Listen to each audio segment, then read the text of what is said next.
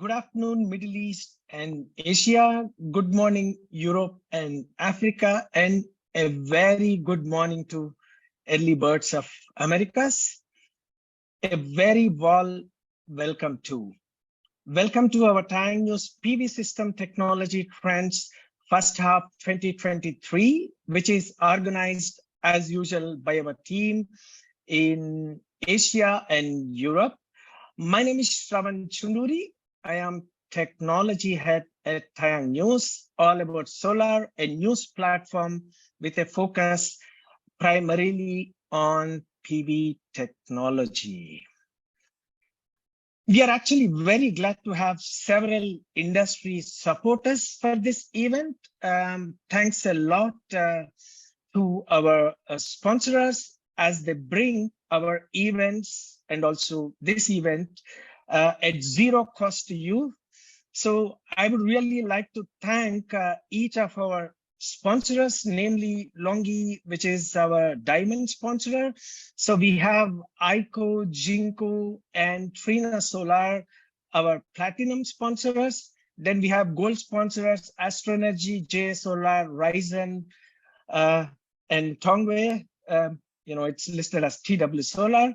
And then we also have silver sponsors, A Solar, Das Solar, Huasan, Jollywood, Solis. And then we have bronze sponsors, DMAC and Renergy.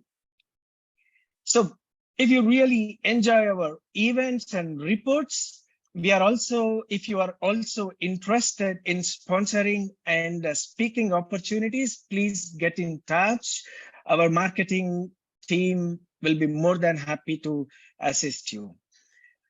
If you are new to us, some information on housekeeping. So please use the chat function as a virtual discussion room.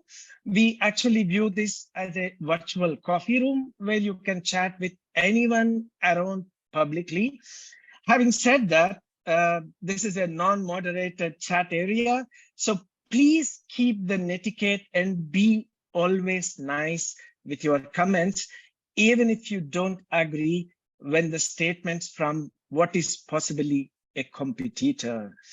So the byline of this event is key takeaways from world's largest solar trade shows, which are SNEC held in Shanghai and Intersolar in Munich. So Michael really gave a very detailed note yesterday. So, but I won't go there. But however, who have really missed our yesterday's event, here is a quick recap. So yesterday, Marcus Fisher gave a keynote presentation where he said tandem cell architectures are expected to appear starting from 2026 and 27. And they're also expected to available commercially during this time. And expected efficiency is 27.5%. And another good news, or probably a relieving news, is about silver consumption. So Marcus mentioned that we don't have to worry for the silver usage, as most of the tier one makers are already have a very strong roadmap and already achieved a very low silver consumption levels. That's lesser than the current targets. Then we had a presentation from Longi.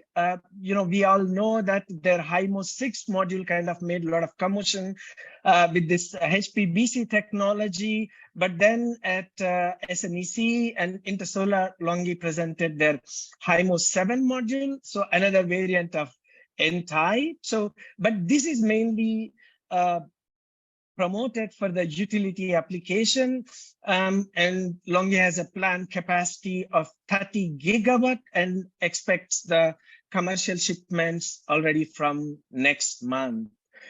Then we also have a another participant of this efficiency race, which is ICO, which is currently topping our top modules list at a 24% efficiency. So ICO has really presented their ABC module series, which is based on back contact cell architecture, of course. So interesting thing is ICO is presenting or promoting their module series for all applications such as residential, C&I, and utility.